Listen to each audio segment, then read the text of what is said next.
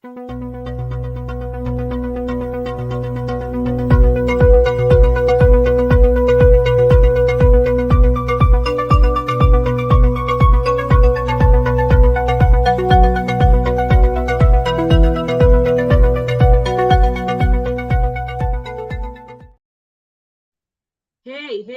good morning, viewer, and welcome once again to Adolescent Youth SRHR digital platform, where we highlight matters sexual reproductive health.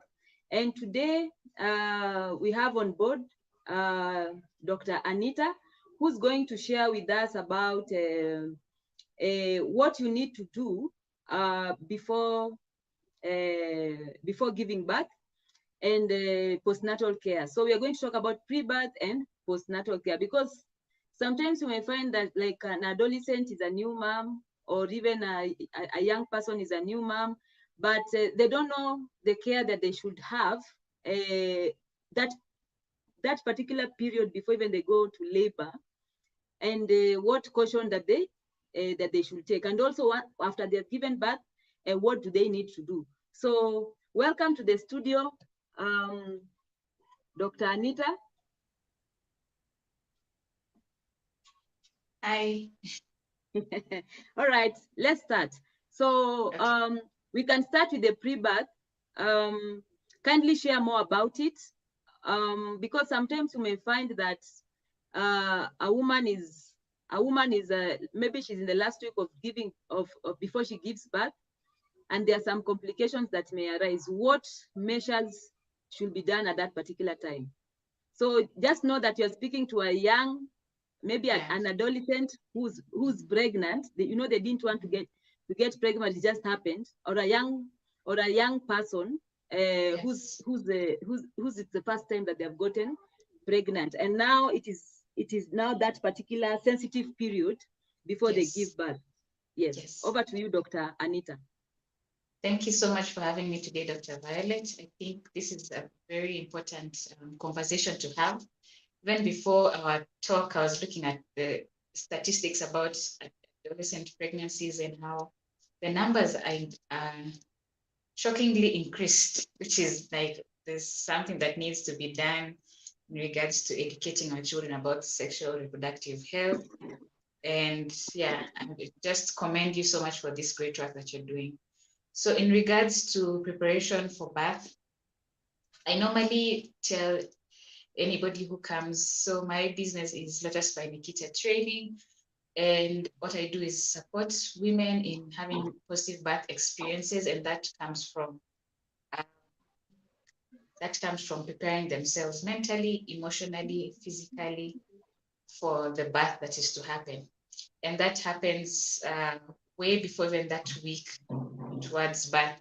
You may go into labor, hopefully if it's not preterm labor, which is before 37 weeks of pregnancy, you may go into birth 37 weeks, 38, 39, or even 40 weeks. So I believe you start preparing for birth even way early, around maybe let's say 33, 34. Now baby is well mature, the lungs are mature. When you're to give birth then, which is not advisable, but baby would be viable to be born healthy and not need to stay in the NICU for a long time. So what you do to prepare for yourself? Now, as I'm talking to adolescent ladies, first of all, I would hope that they have a support system, which is one thing that is, I feel like you're the one who works closely with adolescent pregnant girls, and yeah, the support system is important for them to prepare themselves, because first of all, adolescents don't have money. They're not working for me to tell them to do this and that. And so if you're able to have the support system, if it's your mother, if it's an aunt who is able to listen to you and support you in that journey, I would urge you to look out for that, for the person in the community, hopefully not a man, unless the man is your dad and there's no, but somebody who's able to support you and to go with you to the clinics and also talk through with you how to handle a newborn baby. So first, for an adolescent girl, I tell them, build your support team if possible. I don't know if Dr. Violet will tell us about the stigma that the ladies the girls face in community, because that's something really, I think that's something that is difficult that they go through, other than also that their bodies are changing and having unwanted pregnancies. So secondly, something that is in their reach is trying to eat well, good nutrition. Why do we talk about good nutrition? These are kind of like the basics, but the pillars for preparing for pregnancy, according to like what's created in my training, is first of all, good sleep, good nutrition, as much as possible, like that is in your reach. What is possible in your reach? The vegetables, the spinach that is out there, the carbs. We're not talking about extravagant things. If someone who had money, you tell them other things to look out for. But so I was saying sleep, nutrition, exercise, and also purpose. So these are the four pillars for preparing for pregnancy. So for this, I was talking about, going back to the thing, I was talking about nutrition. They should nourish their bodies, because their bodies is going to go through, the body is still actually going through something, a great shift. There's these hormones that are increasing in number each and every day. The body is changing as baby is growing in the belly. All the nutritions are being, like most nutrition, vitamins and all that is being used by baby. So eating well will support the adolescent girl when she's going to push baby out, because she needs the energy to do that. Next is doing exercise. So hopefully your parents or your mom, your dad, and your siblings are supportive of your journey in the pregnancy. Can take your sister or walk around with your brother in the estate where you're staying, because walking supports a lot in just strengthening your body, supports in helping baby go down when you're about to push baby. So I'll advise them to walk, mostly when it's around those end weeks going towards giving birth. And then I talked about sleep, trying to sleep as well as possible. But because of pregnancy, you have the back aches, you have the gastric reflux. All these changes also happen to teenage girls. I don't know, sometimes we may feel like, you got pregnant, it was unwanted. It's as if they don't feel the same effects as older pregnant women. They do feel those effects. So also trying to find out how they can sleep well, maybe eat earlier on, maybe do some exercises in the evening and try to bathe so that you can sleep well. And also try to figure out different positions that can help you. And then the next thing, as you're saying, you're talking about the week towards like pregnancy. I hope you would have had some things prepared for baby, and you ask you to like pack those, be ready, have those packed somewhere in case pregnancy starts any day. They need to have packed. You want me to tell Elaborate them on what the things what they okay. need to pack. Okay. So first of all, it's the change of clothes. I don't know which hospital they'll go to. Some hospitals give you clothes, some don't. So having that free-flowing, maybe that free-flowing dress or that free-flowing night dress that you would wear in labor. Also the clothes that you would wear after labor. I think that's the normal thing. There's the diapers for adults, because that we need that normally when your water breaks, you need that.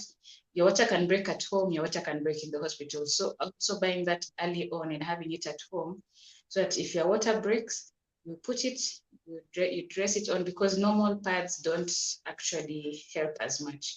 The water breaking, like it continues and it become a lot. So just having those adult diapers like 4 is good for you. Another thing is, of course, sanitary things, the soap, your oil, all of that. And then others, I tell them taking a peri bottle, something that you use to wash your vulva down there after giving birth. For the child, of course, baby clothes, and also washing stuff for baby.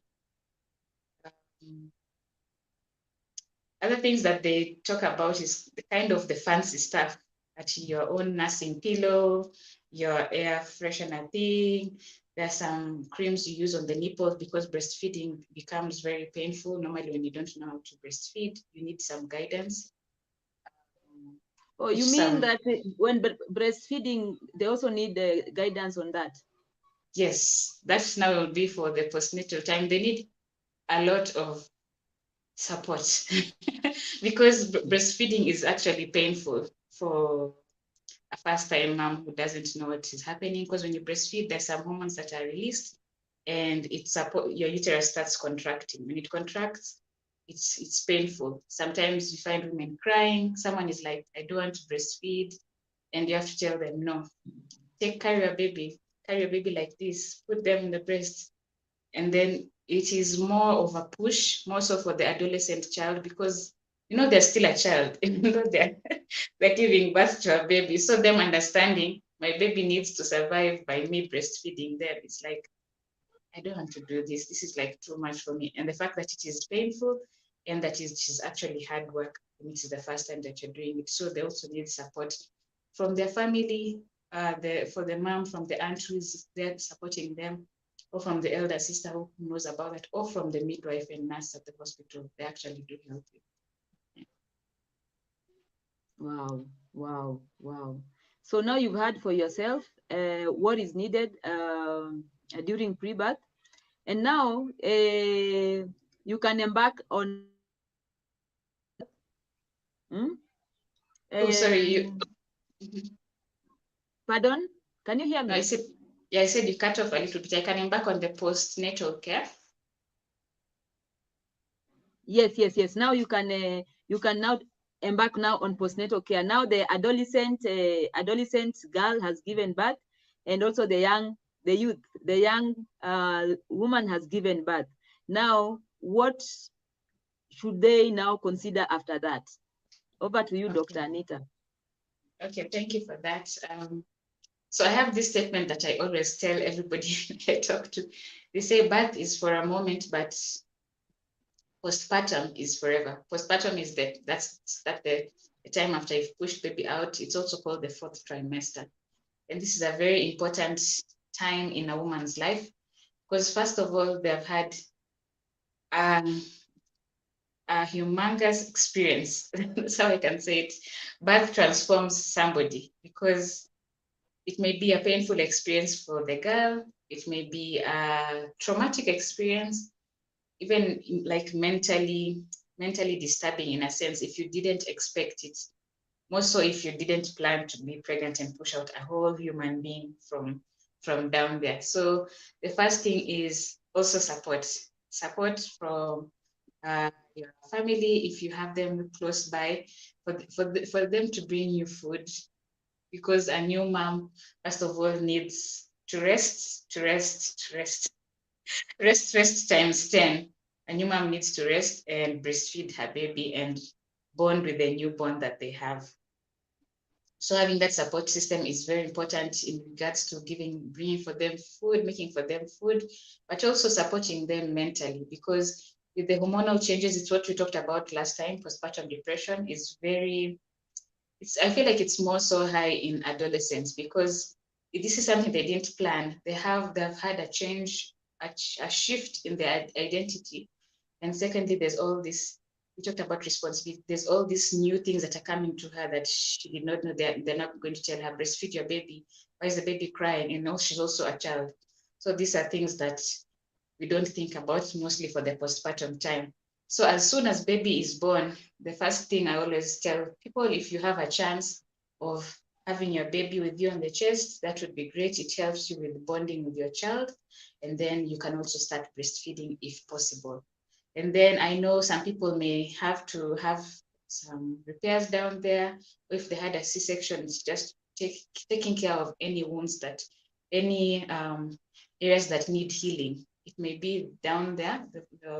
Your vulva may have swollen. It's painful, so you need to need more care in that area to heal. If it's a C-section wound, you also need to be clean and make sure it doesn't get infection. And then you talked about nutrition and you talked about rest. Then maybe after 6 weeks, when now you've rested, your body's kind of getting stronger, you can also start exercising again, getting some fresh air, walking. And I always tell people, ask for help. Please don't think that people say that there's no stupid question. There's actually no stupid question, more so when you're a new mom, because you may say this one thing may happen and you feel like you're the worst mom on earth, you may feel like you cannot do this anymore. This is the hardest day ever. But if you ask a question, they may just say, that's normal. Babies do this. Oh, that's normal. Your body will continue bleeding for some few days and then it stops. Oh, that's normal. Sometimes your breast hurts when you're breastfeeding. Sometimes you get cracks on your nipples, and then they teach you how to breastfeed your baby. So it's a matter of leaning on your support system, a matter of resting, and a matter of being really hygienic, because you can, if you have any areas that need healing that were repaired, they may get infections, and that may make you have like a painful experience in a postpartum time. So taking time to heal and be like in a clean space. So. All right. What about nutrition? So yeah, nutrition is key. It's like actually the biggest foundation of the postpartum time, because when you're breastfeeding, you need more energy than even when you're pregnant. So they say drink times 3. Drink, and then drink, and then eat. So if you're drinking the teas or the porridge or even water, so please don't stop drinking because you don't have this juice or whatever. The things that are available to you, please try and drink. And then in terms of eating, we want you to eat high nutritious meals. There's the vegetables, there's the soups that you make. So in where I come from, Matoke, bananas, like, the soft meals that your body can digest Where do quickly. you come from? Well, I come from Rwanda. That's that's the nationality, even though I was born in Kenya and grew up in Kenya. So they normally like cooking matoke with sauce and all that. Those things that you saw in the village, kind of like maybe our moms used to do it, but now we're like, me, I'm in town. No, I'll only eat rice. No, eat those soft things, because it helps your body digest things easily. And then you so I talk about smoothies, so making the fruits and squashing them. So smoothies, boiled eggs is a good snack for a pregnant mom. Of course, fruits, and then all those vegetables, the spinaches, and then eating meat, you can start it maybe around just a little bit, because during postpartum time, it's as if your body is, when you have flu, how can I explain? When you have flu, the foods that you eat, the soups, that's what you need to eat when you're now in postpartum time. But then afterwards, when you start gaining energy, then you can start putting those hard meals like red meat. You can start adding that in your food, in your meals. But so as adolescents, I would believe they don't have a say in regards to the meals that they're eating, because they're eating family meals and they're not working. The food that is available to you, try and eat it. If you get some money from your family who've come to visit you, buy those fruits, buy the boiled eggs, buy those juices that you can drink, and yeah.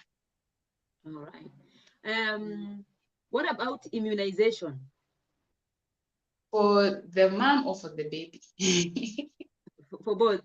For the immunization. Yes, continue. Now, saying immunization for the mom, it happens during antenatal care. So there are some tetanus vaccines that are given, and those are the ones that they give. And then afterwards, after giving birth, there's no immunization for mom. So it's now the child's immunization that starts normally, around 6 weeks. I don't remember the immunization calendar, but they give you, normally, I know they give moms booklets to follow and have them signed up and told, like, this is what you're doing. So following through the immunizations are great. And the nurses will tell you, if baby has fever, when you go to the hospital, please tell them that baby did not sleep well, she has fever. And then they decide whether they should give the baby the vaccine or not.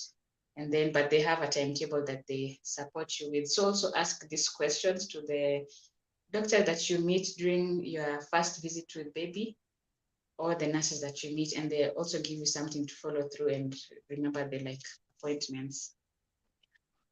But baby is also given vaccine on the day they are born. Sorry, I forgot.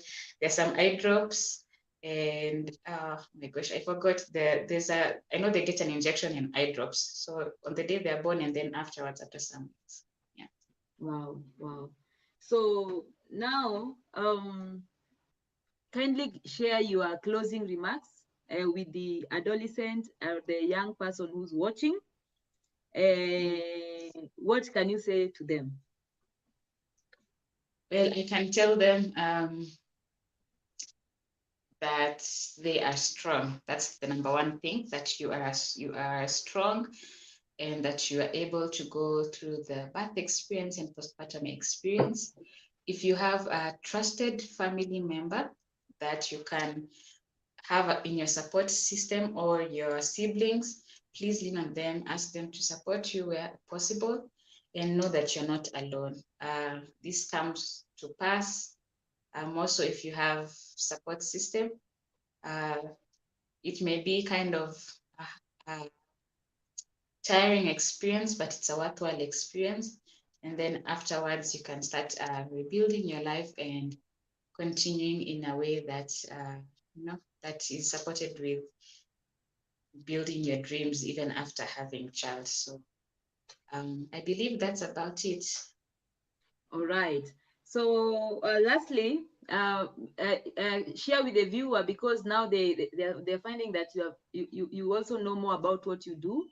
There's a reason why we sought Dr. Anita. She runs an organization called Lotus by Nikita. Now, training. Kindly share with the viewer about Lotus by Nikita training and what you do, and now how they can get in touch with you. Over to you, Dr. Anita. Okay, thank you very much. I appreciate this time that you gave me to talk about birth prep. So how you can get in touch with me, you can email me at lotusbynikita@gmail.com, or on Instagram at lotusbynikita. And what I do, I am a birth coach, and I help you prepare for your birth. I help you have a positive birth experience, which regards to understanding what happens in the labor room, understanding how to prepare for birth, understanding how to support yourself in the postpartum time. And this actually reduces the aspect of maternal trauma or maternal mortality, actually. So that is what I currently do. And I have birth classes. I have three birth classes, 4 birth classes, and 5 birth classes. They are all online, and I support you in knowing all this information: labor prep information, postpartum healing, newborn care, and also partner support for those who have partners in their journey. So yeah, thank you. All right. Do you do it for free, or you charge? If you charge, how much does it cost? You know, it is good to be transparent, so that the viewer can they can organize themselves. Yes. I charge. So the 3 course is 9,000. The 4 course is 12,000 Kenyan shillings. Sorry, and the 5 course is 15,000 Kenyan shillings. So that is what I currently charge. Sometimes I have some offers running, so it's a matter of following my Lotus by Nikita page. And yes, I guess that's about it. The only place where I do it for free is normally in homes, which I partner with, in homes that support teenage pregnant girls. There you go. You've had it. And so if you're a parent who's watching this show, and you happen to have a child who is pregnant, an adolescent girl who is pregnant, you've had the fee that your daughter can go through, because she is a birthing coach, and she is there now to help your adolescent girl get up to speed, even with regard now to pre-birth and postpartum care. This goes also for parents who are in need of the services. You know, sometimes there are even young women who are even who